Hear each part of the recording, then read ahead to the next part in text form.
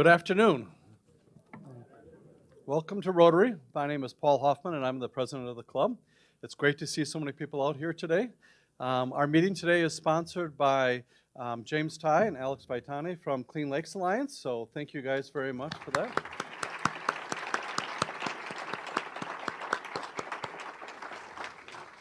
They're the organizers of the Frozen Assets, right? Coming up here at the end of January, early February, correct, James? So always a great time. Thank you guys for organizing that for Madison. Appreciate that. And with that, we'll open up our meeting by reciting the four-way test together of what we think, say, or do. Is it the truth? Is it fair to all concerned? Will it build goodwill and better friendships? Will it be beneficial to all concerned? Great, thank you. And please remain standing for our opening patriotic song. Darren Harris will lead us in singing My Country 'Tis of Thee with Roger Stoddard on the keyboard. Let's give Roger a hand. All right, you bet. All right, well, I grew up in a family of singers, and my grandmother used to say, when you give your heart to the music will give you back heart. So for today, yeah? Let's really raise the heart level. So here we go. My country, 'tis of thee, sweet land of liberty, of thee I sing. Land of my fathers died, land of the pilgrim's pride, from every mountainside let freedom ring. Thank you. Very much. That was with a lot of heart. All right, and Robert Reed's going to come up, and he's going to introduce our guests for us today. So welcome to all of our guests, and welcome, Robert.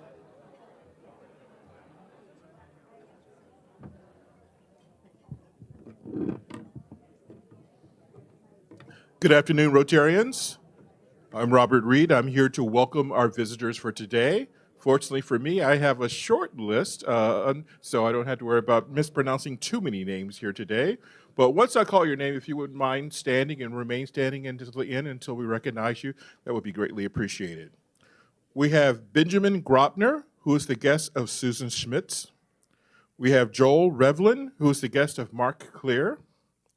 And we have Liz Feiss, who is the guest of Ann Lucky. Would you please welcome our visitors? Thank you all. And thank you, Robert. All right, the number I've chosen to highlight today is the number 54. And Mike Gotzler, co-chair of this year's Rotary Ethics Symposium Planning Committee, was at our podium last Wednesday asking for volunteers. And this represents the number of members who have signed up to volunteer so far. Isn't that great news? 54 of those. And this is the first event since 2020 because of the pandemic. And we are so pleased to bring back this event this year. We'll host over 200 high school juniors from Dane County High Schools on February 3rd at Monona Terrace for a day of learning about how they can better work through ethical dilemmas in their daily lives. And it's such an incredible event for the students, and if you'd like to be added to our volunteer listing, there are flyers at the back table with more details, and we especially could use a few more lunch table hosts for that day. So we hope you'll consider joining us with the other Rotary volunteers. And if you haven't been to this event, I really hope that you consider volunteering if you're able to. It's an incredible event, and I think you'll be really heartwarmed by the juniors that attend and their comments and what they're about. So if you have a chance and could help us out over lunch hour and host a table, it's easy to do. I hope that you consider doing that. All right. And then Regina Milner chairs our program committee, and she's going to come up and tell us a little bit more work about this important committee at the club. Regina?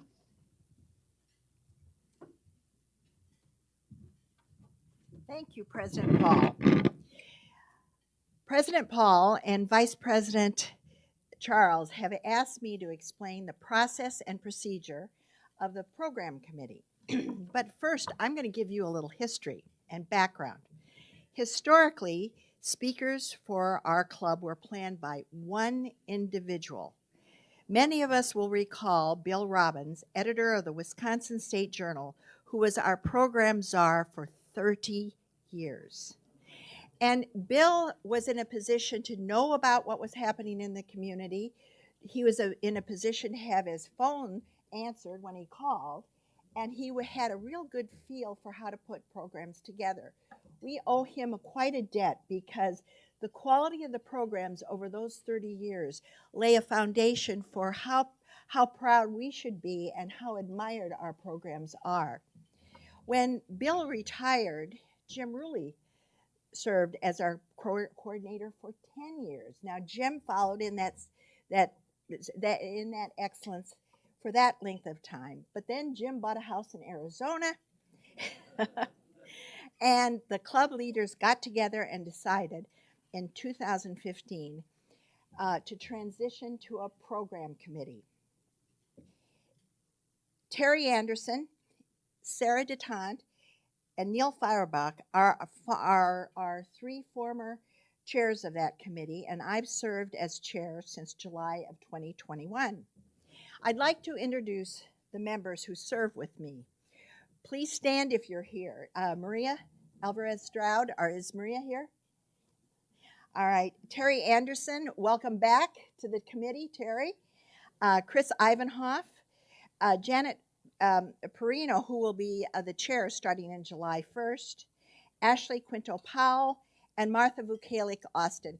I'd like us all to give them an applause. They have done really a fine job.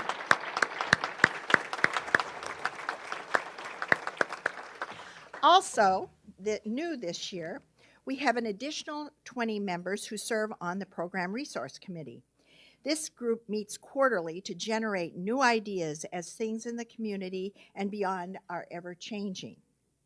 Now, on to the committee work. But first, some interesting statistics that the committee has gone over in the past couple of months. Of the 52 Wednesdays in a year, we have only 42 weeks to schedule speakers. This is because 4 Wednesdays we don't meet due to holidays. 4 weeks are reserved for annual Rotary programs, including a visit from the district governor, the holiday buffet, the changing of the guard, and the vocational breakout luncheon day. Finally, we have 2 annual Rotary youth programs, our youth awards and scholarship programs. These two are some of the very best examples of our club's commitment to diversity, and all of you who have had a chance to see that understand why. Our committee receives a lot of proposals. The last year, we have received about 160 suggestions for speakers and topics. To that, approximately 25 suggestions come from committee members on their community involvement and awareness of speakers. Now, one of the reasons the committee is chosen is because they do have an awareness of what's going on in the community. This means we have a total of 185 suggestions, and only 22% of those suggestions will make it to the program. It's important for you to understand that. The following factors are important to understand about the programs that are scheduled in those 42 slots. The committee is guided by you, the members, on topics you want to hear. We have a template and work to schedule program categories that align with priorities set by the membership based on the annual membership survey, as shown on the screen right now. Now, remember this next June when you receive the email and you have a particular category you want to see highlighted. You'll have an opportunity to take that survey and send it to the office. In addition, we have a goal of having at least 20% of our 42 programs either being presented by a person of diversity or on a topic of diversity.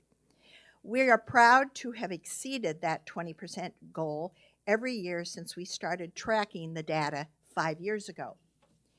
The program committee meets monthly, but that's only the beginning. The work in between the meetings is very important. The committee schedules a variety of topics and speakers with a goal of making each and every week at Rotary enjoyable. We grow by learning from our presentations, and we offer a wide range of topics.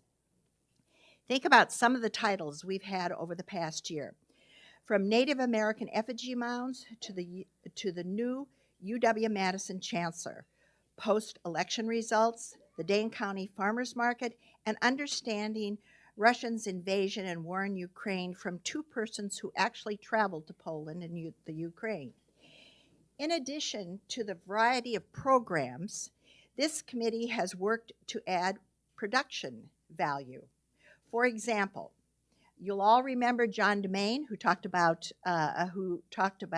Beethoven and brought with him musicians to play excerpts for us to better understand. Another example is the ballet dancers preceding a talk from the newly appointed ballet artistic director. And in a few weeks, I'll give you a heads up, you're going to have a chance to hear about and actually watch wheelchair dancing. We are interested in hearing new ideas from you, yet we also want you to better understand the reality that only about a little over 20% of those ideas make it to the podium.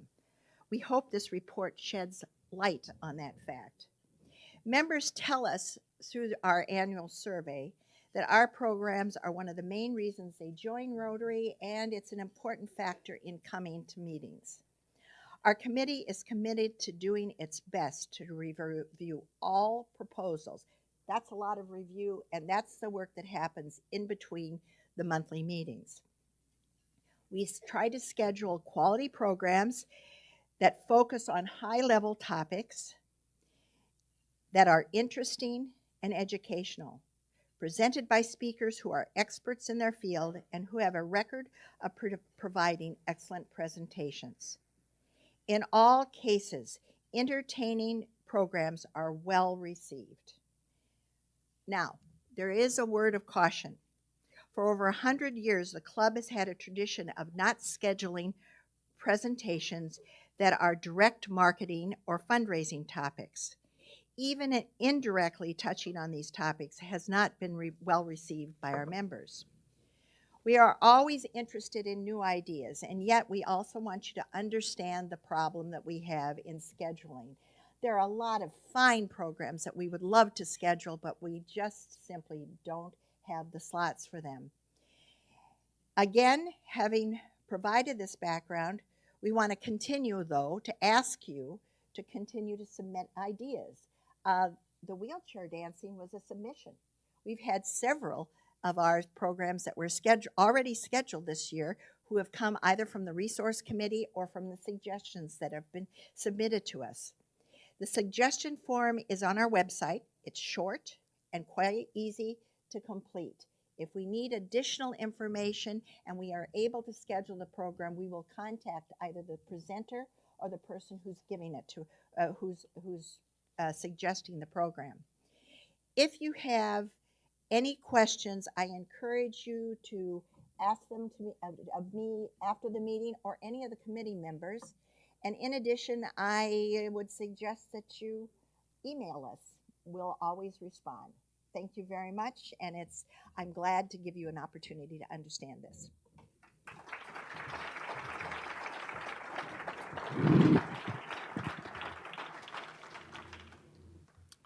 All right, thank you to the program committee, and thank you, Regina, for your leadership. And we think that they've done an excellent job this year, so thank you very much for that. All right, many of you probably saw Renee Moe on the cover of this month's In Business magazine, right?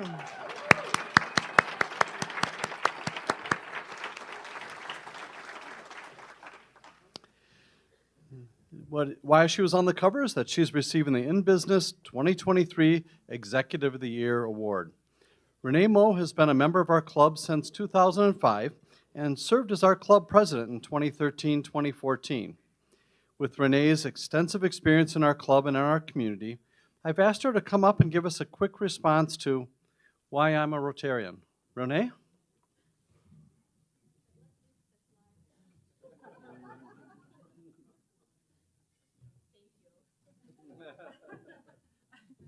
I wasn't expecting that as part of the introduction, so thank you. Hi, everybody. So I started as a Rotarian through the Group Study Exchange Program. I was one of 4. Thanks, Rob Stroud. I was going to give you a shout out. So the Group Study Exchange Program was 4 young professionals from Wisconsin, and funny enough, we went to Taiwan, which is the topic of Chris's conversation today. And it was amazing because we traveled around the world, and the volunteers and Rotarians welcomed us into their homes, their businesses, their clubs. And it was just the first glimpse I had into what service above self meant globally. And it was a real honor to be a part of that program. And Rob Stroud was the person who was running that. And of course, I got back to Madison, and Rob said, now you have to join Rotary. So it was my honor to do so. Shortly thereafter, Regina gave me a call, and she said, hey, would you consider running for the board? And I said, I don't feel quite ready in my leadership skills to do that. She says, don't worry, nobody wins their first time anyway. So do you remember? But I had a great chance to chair the Ethics Symposium, loved meeting those youth and expanding their civic leadership and their opportunities to learn and grow. As well as our grants, our fundraising campaign, as well as many other opportunities before becoming president. And to me, Rotary is exactly the 4-way test. It is meeting all of you. It is the relationships that we build and foster and steward. It is that access to a global perspective, and it's making a difference right here in our communities. So Rotary means so much to me, and I hope that we can all invite more people to Rotary because this is a great place to be and to serve. And I'm going to quote your grandma. When you give your heart to Rotary, Rotary gives its heart to you. So let's extend that heart to more individuals who meet those Rotary qualifications and invite them to serve as well. Thank you, Paul.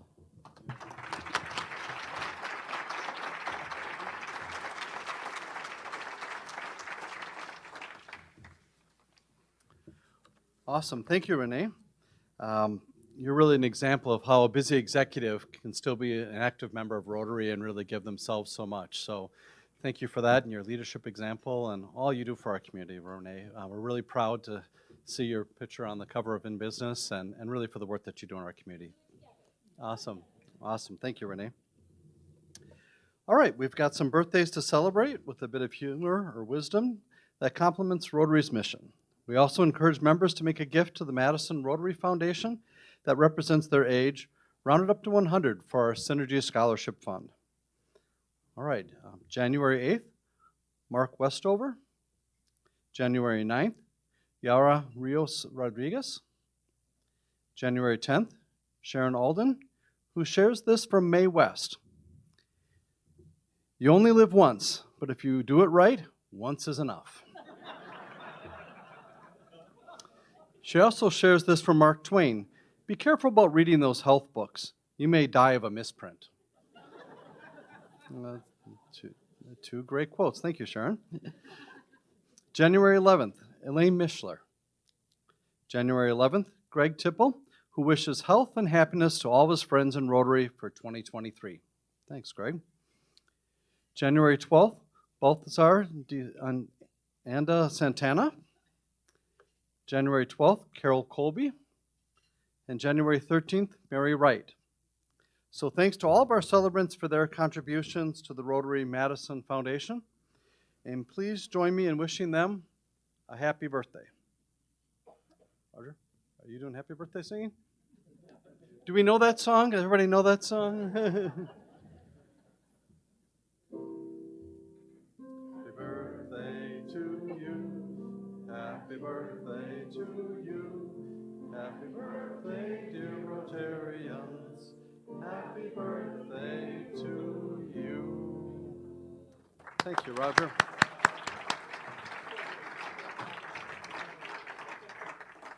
All right, thank you, Roger. Before we move on today's program, I want to let members know that Ann Lindsay's husband, Charles Snowden, passed away on January 7th. We extend our condolences to Ann and to her family.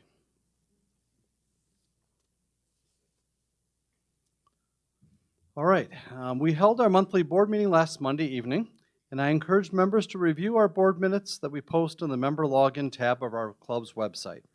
We want members to see our current board members, so we ask one board member to introduce a speaker each month. This month, Charles McClymans, who serves on our board and is our incoming president, will make the introduction.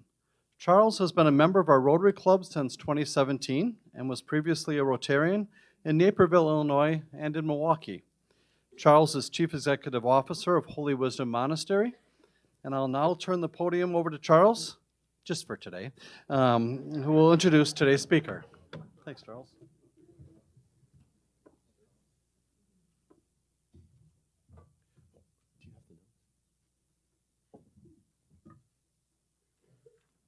He took my notes. Darn you, Paul. Thank you, Paul. Today's speaker is Chris Kolakowski, who is a director of Wisconsin's Veterans Museum.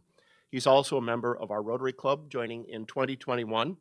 Chris is a senior fellow at the Consortium of Indo-Pacific Researchers, a reviewer and contributor to the Air Force Journal of Indo-Pacific Affairs, and is the author of 5 books and numerous articles on the Civil War and World War II in the Asia-Pacific.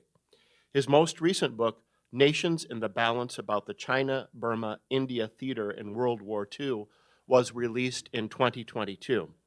He's going to talk with us about the conflict across the Taiwan Straits, which is again appearing in the news. We look forward to your presentation, Chris, and we made a contribution to the Rotary International Polio Plus Fund as a way of saying thanks for giving us your presentation today. I also want to mention that we will have questions and answers at the end of the presentation, and if we have time, I think Chris will make time for that. But wait for the person to come to you, and they will hand you the mic, and remember the 4-way test. Chris, welcome.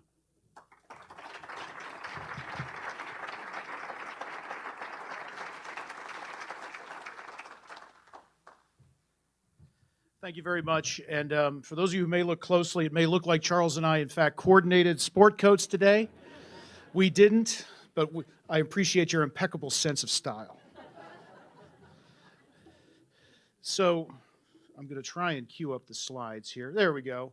And they also got one of the new handy-dandy laser pointers, which will be helpful as well. Just by show of hands, how many of you have ever been to this part of the world? Okay, that's actually more than I thought. That's great. This is an area of the world that has been in the news of late, will continue to be in the news for a while. And what I want to do today is, I don't necessarily want to prognosticate, I don't necessarily want to carry the water for one side or the other in this conflict, and we'll talk a little bit more about the two sides and why they're conflicting. But what I want to do is I want to give you, as you read about what's going on, as you think about what's going on, or as this comes up in the headlines, I just want to give you some context. First of all, how did we get here? But also some factors to think about as we think about what could be going on, some things to look for, and just kind of help you, give you some context to help you interpret what you might see in the news of recent past or perhaps in the not too distant future.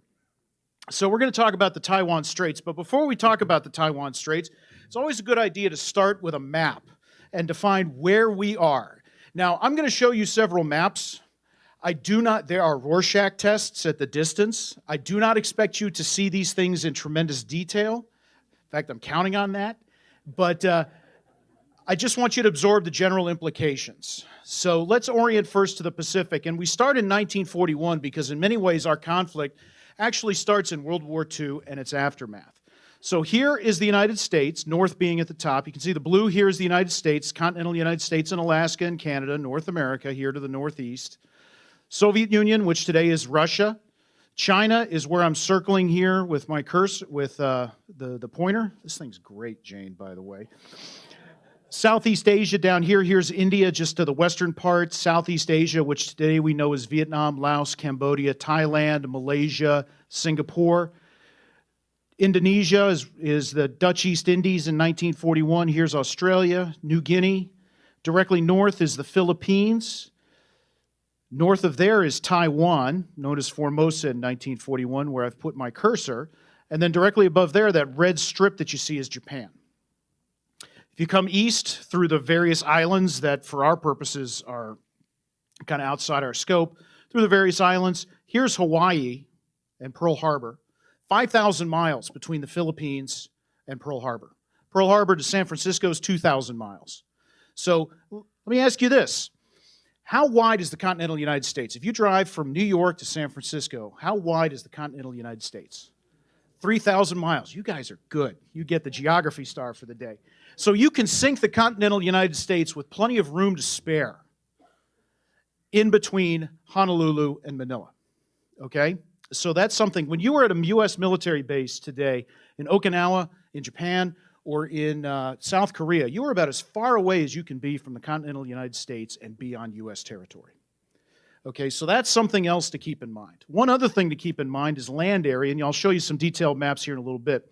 China and the United States, all 50 states, are the same land area, roughly.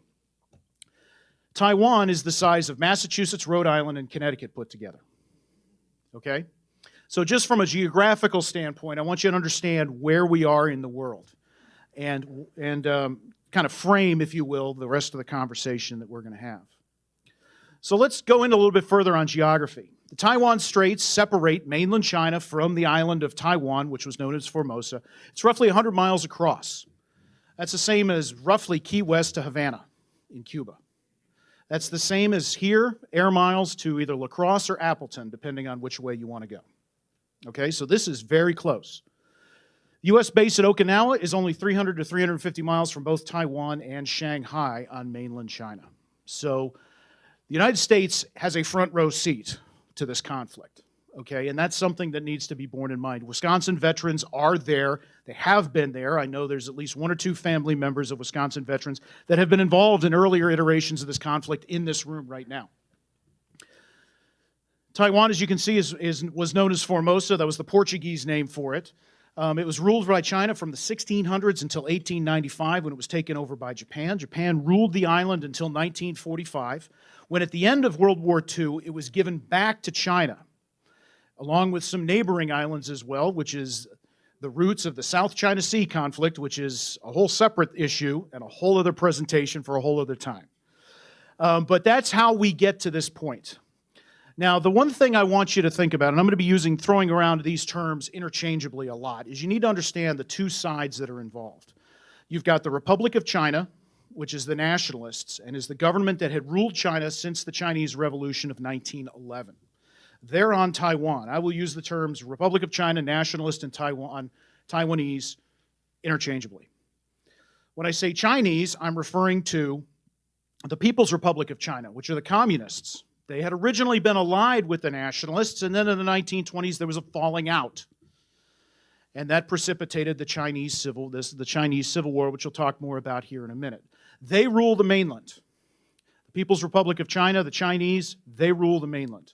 However, they are all Chinese. That is something that should be kept in mind for reasons we're going to explain here a little bit further in just a second. Here are the two rulers at the beginning of the conflict. These are two names, if you're familiar at all with Chinese history in the last 100 years, are probably the two names that come out first in the conversation. Chiang Kai-shek here to the left ruled the nationalists, ruled the Republic of China basically from the 1920s until his death in the 1970s. And then Mao Zedong here on the right ruled the People's Republic of China from its declaration on the 1st of October 1949. And even before that, he was the communist leader all the way until his death in 1976. And so these are two personalities. These guys are whole presentation in and of themselves. Again, I'm trying to keep it manageable. But these are two very important personalities and kind of the two combatants, if you will, at the beginning of the conflict. So how does this even start? If China rules everything, how does this even start? Well, the answer is the Chinese Civil War, which breaks out in the aftermath of World War II. During the Second World War, both Chiang and Mao knew that they were going to fight each other after the war. Japan had invaded and taken eastern China, but both knew, as one of them admitted to Ernest Hemingway, the Japanese are a skin disease. We're more concerned about the heart disease, which is the internal struggle, which will be after the war. And it gets going in 1946. And for the first couple of years, it's mostly localized in northeastern China. And then by 1948, the nationalists have lost significant ground, and the communists begin to push southward through and take Beijing in early 1949, and on the 1st of October 1949, the People's Republic of China is proclaimed. Now, I'm always careful to say that because the last nationalist forces don't actually leave mainland China until the summer of 1950, until May of 1950. So most people, when they think about this war, oh yeah, it ends in 1949 when Mao declares victory. No, it keeps going. And you'll notice down here in the southeastern corner, the last refuge that Chiang Kai-shek assembles for his forces is Taiwan. He's always kind of held that as a reserve for the nationalist government, for the Republic of China to fall back to if necessary. And that retreat occurs in the first few months, late 1949, in the first few months of 1950. So that's how we get to this point, is by the summer of 1950, you have a standoff with the People's Republic of China owning the mainland and nationalist forces having fallen back to Taiwan and some outlying islands, which in the spring of 1950, particularly at Hainan, just off the map to the south, and some various other places off some of these ports along the East China Sea, some of them the communists evict the nationalists, some of them the nationalists hang on to, with implications for today. So that's how this whole thing starts, is it has its roots in the Chinese Civil War. Here's the Taiwan Straits itself. Here's a zero in on the Taiwan Straits. Here's Taiwan here down to the southeast corner. Again, I don't expect you to look at this in detail. I just want you to absorb the general implications. Here's the mainland of China here to the northwest, as you can see. And I'm going to put my cursor, or put my right here, on 3 outlying islands that are still held by the Republic of China. This is symbolically very important, because those island groups just off the coast of China are administratively part of the provinces on the mainland. So the Republic of China, that is their last toehold on mainland China. Okay? That symbolically matters to both sides. But this is the Taiwan Straits, and you can see here, 100 miles across. Now, why does the People's Republic not invade and conquer Taiwan like everybody thinks in the spring of 1950? Well, you may remember there was a little fracas that started in Korea in June of 1950. And it distracts the communist Chinese, who eventually get involved in Korea. And the U.S. 7th Fleet begins to patrol the Taiwan Straits to keep both sides basically apart from each other, because they don't want a wider Asian war.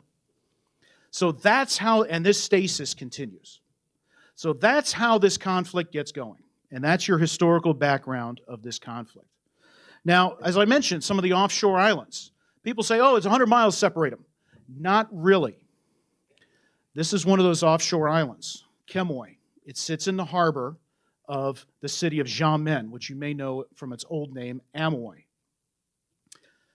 That is nationalist beach defenses looking across the harbor at the People's Republic of China. At one time, there was 100,000 nationalist troops on that island defending it. That's how close they are. When people think about this conflict, that's the first thing I want you to note about this, is people think, oh, it's 100 miles, they're 100 miles apart. It's just like us in Cuba. No, think of it this way. Think of it as if Cuba owned the Florida Keys and owned Key Biscayne and could look across the harbor at Miami. Okay? Think about it in those terms as you go forward, as you think about this. They say a picture's worth 1,000 words, so that's a very powerful picture in my mind. So what's been going on since 1950, since this crystallized in 1950? First bullet's very important to note. The Chinese Civil War has no armistice or peace. These two countries are technically still at war, and they're, let me rephrase that for reasons I will explain in a minute. What I just said is controversial. These two sides, to be more diplomatic about it, are at war with each other to this minute, technically. Both the Republic of China and the People's Republic of China, the Republic of China being in Taipei at this point in their capital, claim all of China and Taiwan. Both sides believe they are the legitimate government of Taiwan and the mainland. There have been crises in the 1950s and in the 1990s. The communists shelled those offshore islands several times. There was some concern about potential invasion. The 7th Fleet, the U.S. 7th Fleet, often would do patrols. They did the same thing again in the 1990s when it looked like the communists may invade from the mainland.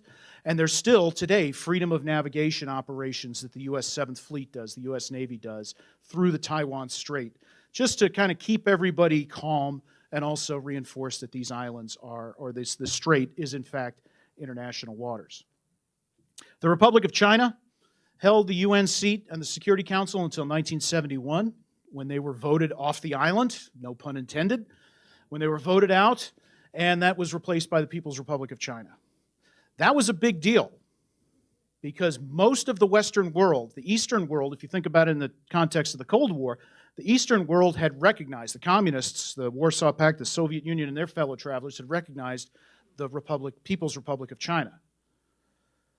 That was a big deal when the UN voted them out.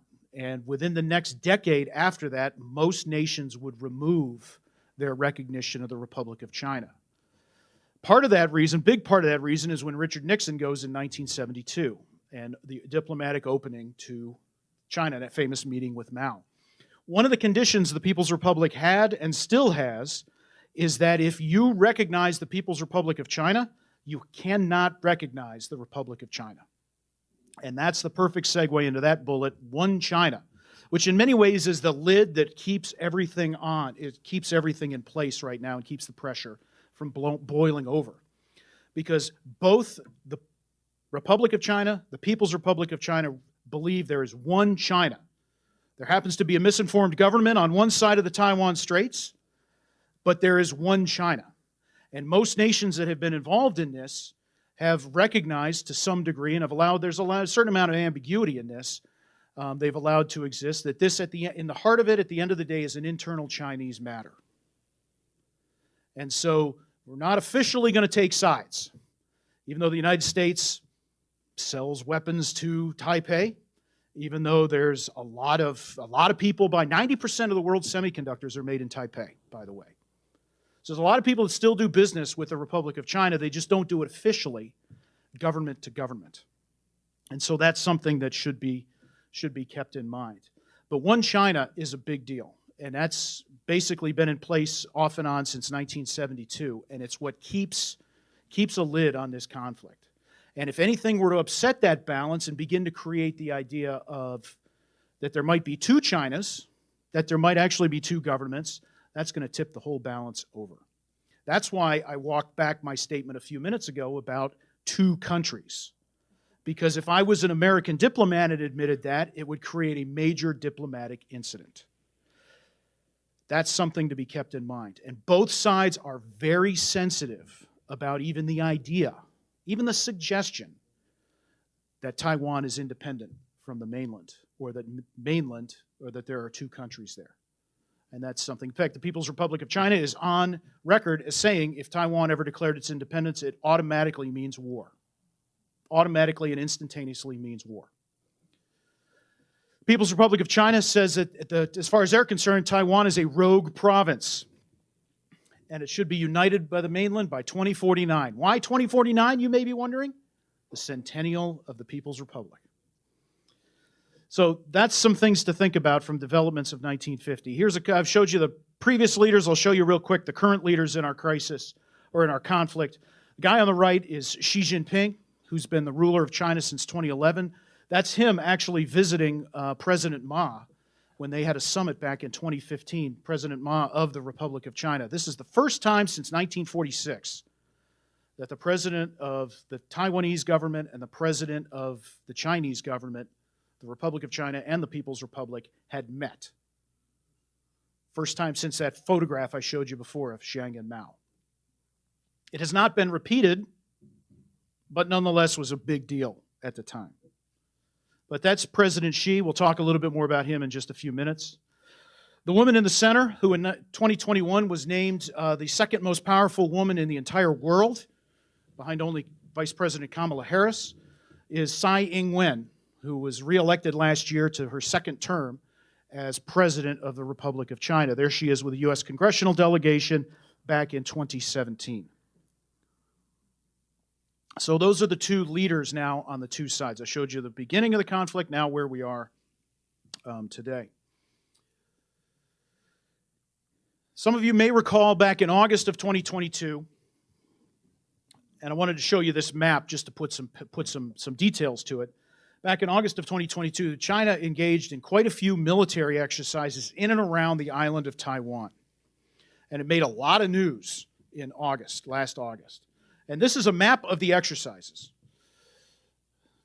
Mainland China's here to the northwest. You can see Taiwan right here. The dark blue area is Japanese economic territory. Those are Japanese territorial waters. And there are island groups, if you look real carefully, right in here, and here's Okinawa right here to the east, that if shooting started, might somehow get involved. And the United States has a mutual defense pact with Japan. So that's something to be kept in mind. And I also include this map because of where Okinawa is. And you can see how close the U.S. base is to that exercise zone. The red is drones and Chinese Air Force. And then if you look, you'll see the kind of the dark boxes around Taiwan. That's where some of the naval exercises took place. And to be quite honest with you, if I was going to blockade the island, I'd fly my Air Force in exactly those patrol sectors, and I would put my ships around the island in that deployment. It doesn't take a great military genius to realize that's what they're practicing, even if they didn't officially admit it.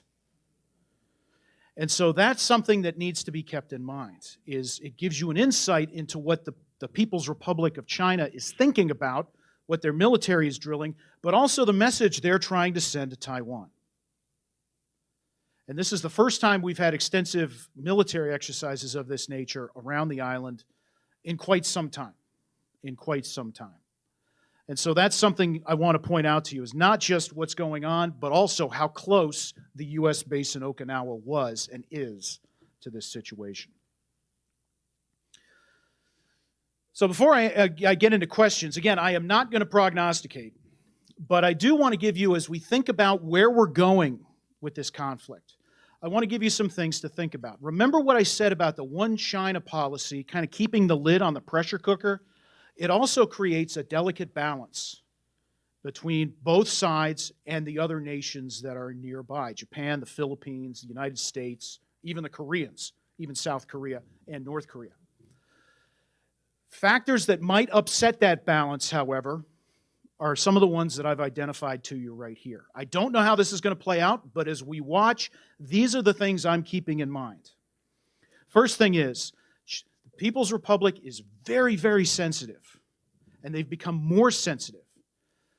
Not just when Speaker Pelosi showed up last year when she did that trip. Some of you may remember that in the news and things like that. It told me two things. Number one, it told me how sensitive the People's Republic was, but number two, it told me how they misread our government. Because all of the Chinese global television network and all the Chinese media on the mainland said the number 3 official in the United States government, which in a presidential succession is true,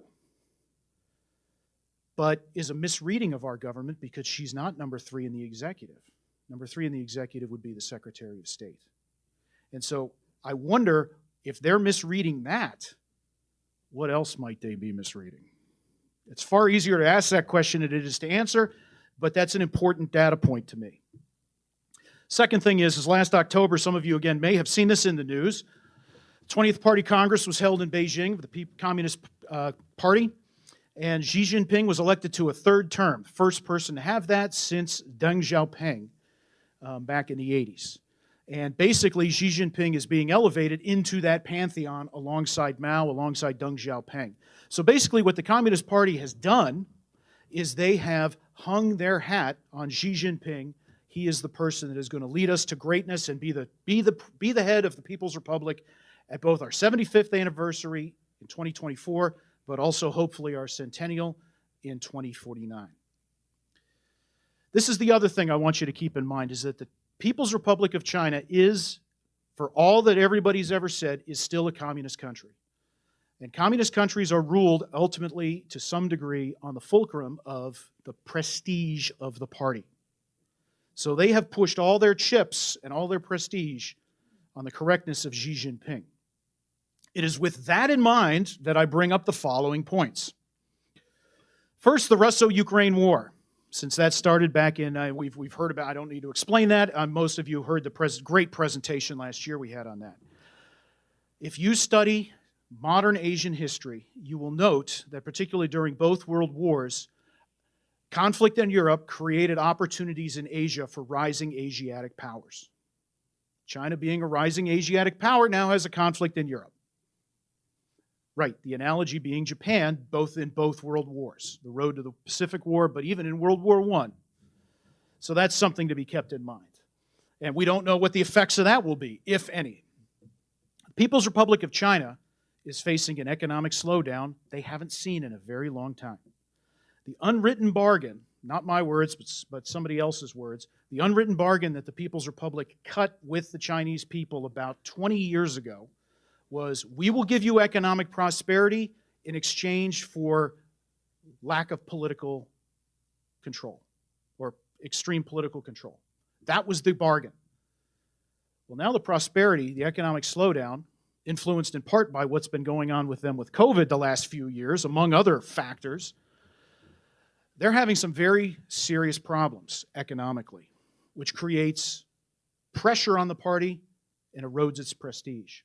And then you get to the zero COVID policy, which I know many of you have probably been following in the news, both in terms of the costs, the protests that it was creating and still creating, and then the ending of zero COVID all of a sudden, and now what we're starting to see it's doing to that country and that society, the pressure it's creating. It continues to also pressure and erode the prestige of the Communist Party, at least in my reading, potentially. And one of the things I'll point out, that's why I put the World Cup up there. Do you know how the Chinese, really the big motivating thing to end zero COVID? It was the World Cup. Because all the Chinese were in their apartments. They couldn't do anything. They watched TV. And the propaganda had been telling them, oh yeah, everybody else is suffering just as badly. And then they saw full stadiums in Qatar. So what do you think that does? So these are all things, again, I'm not prognosticating, but these are factors as I think about what's going on, as I watch what's going on, even in the news this week about some of the travel restrictions and how the Chinese government, the People's Republic government, is becoming very, with the Koreans and the Japanese, snarling at them and being very, well, if you're not going to let our people in without COVID tests, we're not going to let your people in either. And some of that petty stuff that's going on, these are all evidence of these factors that you see right here. And last but not least, that's something to keep in mind as well. The 75th birthday of the People's Republic of China is coming up on the 1st of October of 2024. So when we think about the balance that is there in the Taiwan Straits, and again, I've run through this very, very quickly because I want to leave a little time for questions. As we think about where we've been and the balance that has kind of held everything together, we're starting to see pressures that may upset this balance, factors that may upset this balance. I don't know where we're going, but all I can tell you is this is going to be in the headlines for a while. And what I wanted to do today was at least give you some idea, in case you've been wondering, where did this come from? How long has it been here? And as I read about what's going on, how can I help make sense of this? That's what I've been trying to help you do. So hopefully some of what we're discussing today will help you do that. And so with that, I'd like to thank you all for your attention. If you have any questions, I'll be happy to answer them. I have a few minutes. Thank you all very much.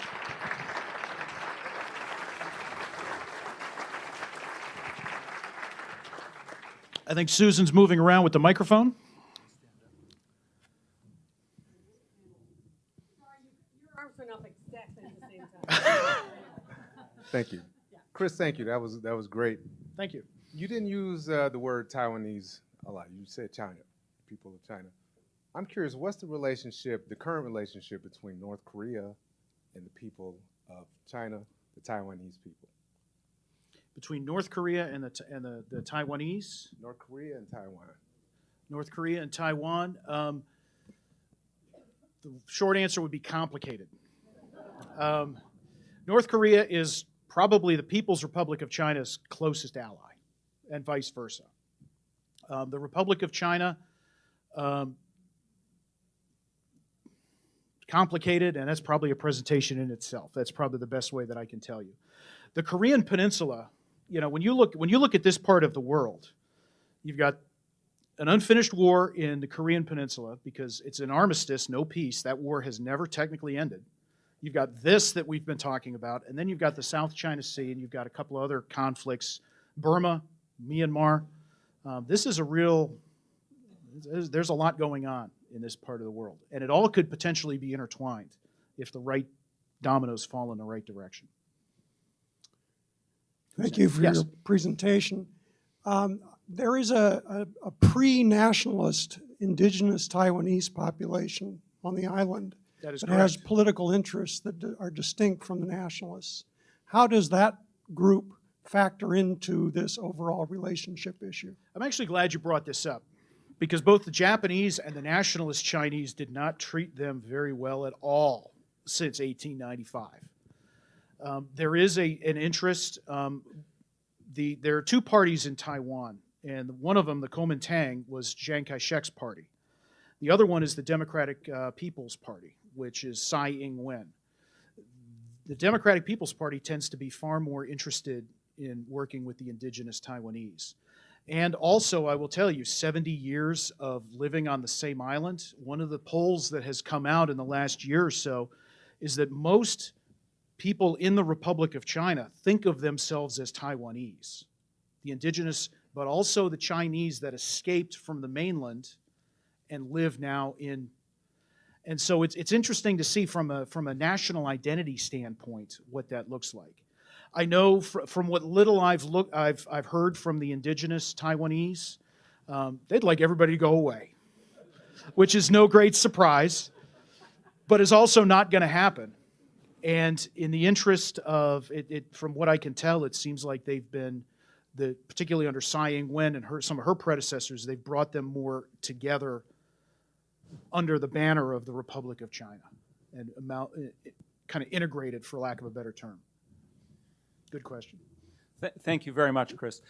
What is the one of the things that was interesting to me is in your list of sort of factors to watch that it doesn't say anything about TSMC, or Taiwan Semiconductor Manufacturing Company. Correct. Which seems to me to be an important aspect of this that not only affects the vital interests of the United States, but the rest of the economically developed world as well. And I'm just curious to know how that factors into how we view this and how the rest of the world does as well. That's a great question. And that's what I was alluding to when I said 90% of the semiconductors in the world are made in Taipei, as I'm talking about them.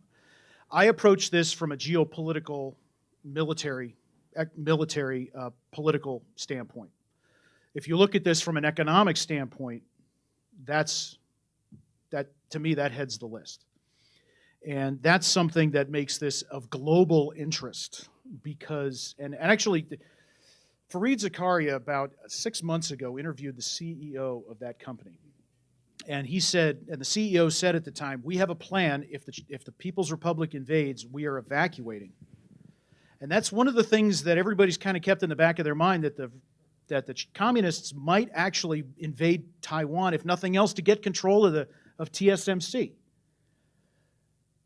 But as the CEO pointed out, he's like, what are they going to get? Because we're going to burn down all our factories.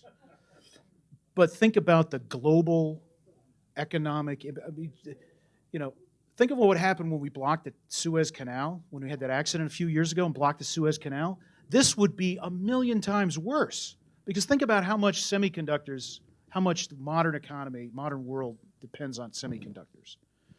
And so when you look at it from that perspective, I had only 20 minutes, but as you look at it from that perspective, I mean, it's internal, an internal Chinese issue with global implications. And TSMC heads the list. I'm glad you asked that question.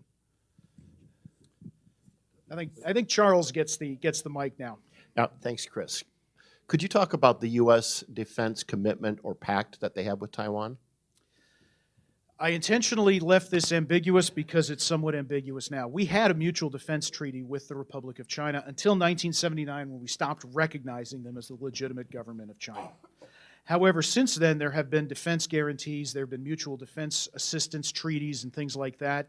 We've sold them most of their Navy, most of their Air Force is all U.S. equipment, and they drive U.S. vehicles, and there's a lot we do to support the Republic of China. That said, since tensions have risen up, I've noticed in the last couple of years there's been private assurances, but public ambiguity as to what we will do. There's no question in my mind that if war broke out over the Taiwan Straits, we would somehow be involved. It's on our front doorstep because of past history. And there are commitments that have been made that are still in effect. So that's why I emphasize the United States has a vested interest and is on the front lines on this one. No question. I think an important factor maybe that was left out is the economic ties between China and the European Union and China and the U.S. When Putin came to China to ask for arms, China was a little bit reluctant. And I think that economic relationships probably makes China think twice, because if he gets too close to Putin, perhaps the economic boycotts between European Union and the United States may cut the economic ties. You have a question? Is that a factor? Is that a factor? You got a question? The question is that a major factor in the relationship between China and the U.S. regarding Ukraine? I would agree with that. I know we're almost at time. I would agree with that. Again, I was approaching this primarily from a political military perspective, but I did allude to the economy, and if the factors that you identified were to take effect, it would increase the slowdown in the People's Republic and increase the pressure on the situation and potentially destabilize. So yeah, I think that's something that needs to be considered. Again, I only had 20 minutes, but you bring up a good point. And so with that, Paul's coming to get me. Thanks, everybody.